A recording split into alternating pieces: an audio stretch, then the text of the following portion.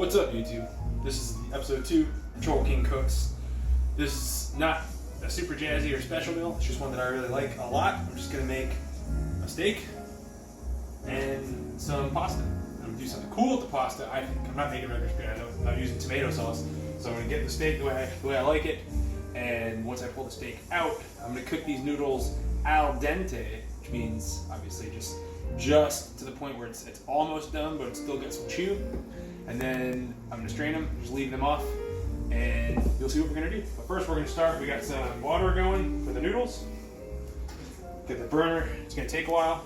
What I like to do, you can wait until it boils or not. Take a little salt, take the water, and just some olive oil.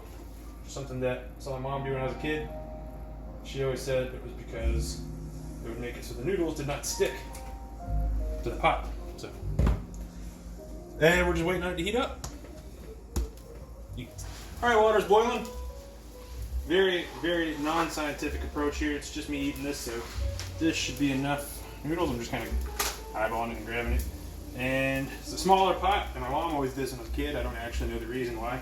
But I just like to break them in half, bam, bam. And then you just stir them for a minute and watch them. That's it. Alright guys, so I got I'm gonna butcher it, so it's not gonna be like a Gordon Ramsay steak, but I watched Gordon Ramsay videos where I got the idea of how to do steak, because I know it's lame, it's not manly, I just prefer doing stuff on the stovetop. I really just don't care about grilling. I kind of just don't like being outside, being by the smoke. Going to barbecues can be fun, but for the most part, especially because we used to live in South Carolina, where fall's hot, I was just never a big fan. You want a stovetop, you want to salt the crap out of it and really mash it in. Another important note here, this steak I got at a butcher. If I can, I always go to a butcher to get the meat. You can get a good one. I find it's just a higher quality. You want to make sure you have this out for about, let's say 30 minutes to an hour, closer to an hour, before you cook. You want to get it up to temperature, because this pan is super hot. I've had this burner on the whole time while the water was going for the noodles, because I like it. It needs to be really hot, and our stove is electric. This new place, it sucks. It takes forever to get up to temp. But so if you have super cold meat and you put it onto like a flash hot freaking pan, it's gonna burn like a son bitch. So get that nice and beaten down. Normally you'd want avocado oil for this because it has a higher smoke point. Have avocado oil, so you use olive oil, get a little good amount, good glob, that one around. It's gonna make a little sizzle noise when you put it on. So you can grab it. Always want to put it down this side away from you. And there we go. Swap the plates out. Just going to give it about a minute and a half on each side.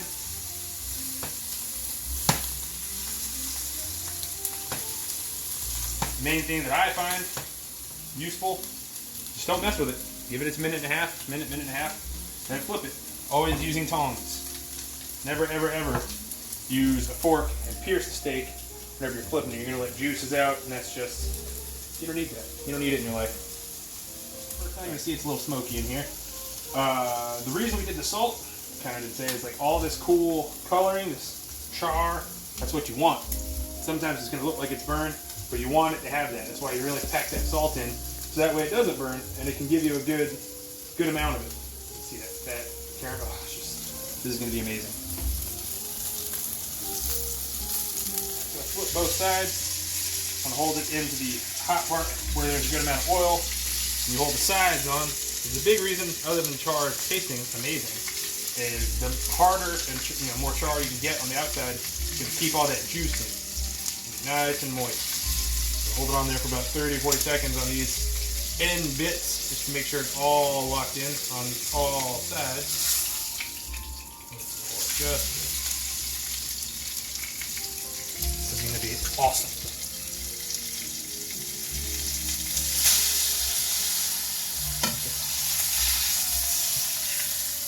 see that's a nice little Charlotte we got from doing that.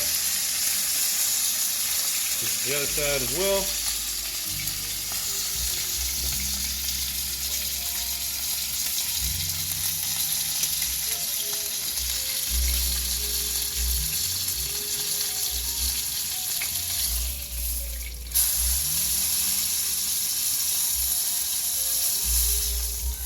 Alright, so turn this heat down a little. We're going to do things that I find really fun and snazzy and cool. We have got my Powerpuff Girls basting spoon. Yeah. And we're going to take some rosemary, because I'm all about that rosemary goodness. That's how I do things. Get a sprig or two. Put that in the oil.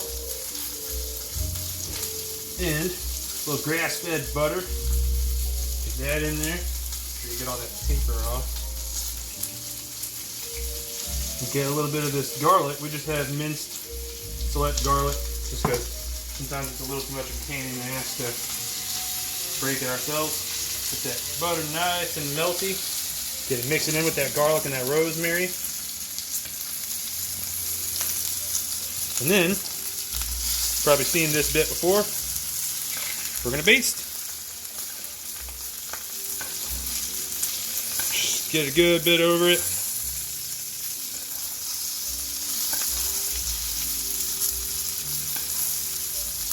And it freaking smells awesome in here. Camera woman agrees. Alright. Flip this bad boy over. And baste some more.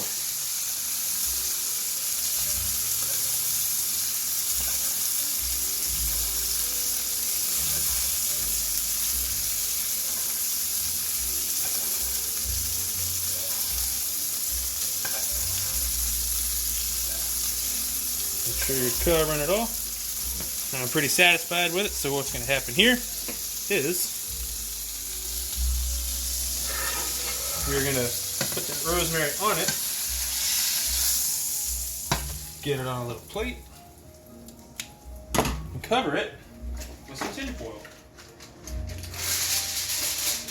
This is going to help keep in that heat and the juice and let it cook a little more, because obviously the thick cut of meat wasn't on the stove for very long. You don't want to overcook it just in the stove part, so you put this in. Like I said, traps a little heat. But we're not done. I said I was going to do something cool with the noodles. Did I not? So we got this nice oily rosemary-ish. I'm going to put another little sprig in there. And garlicky and buttery business. So what's going to happen here, I've been having my pasta just resting on the sides. Just put it right in there. It's not going to take long. Getting that flavor on there. This is going to help finish that cook.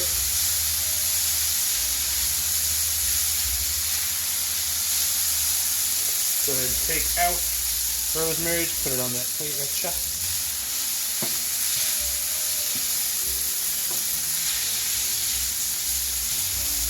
There we go.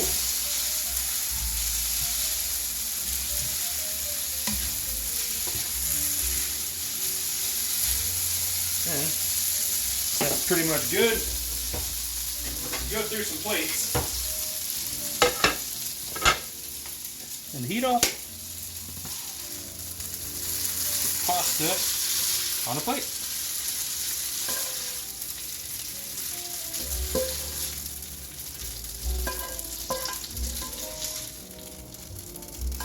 And we'll see you back here in just a bit.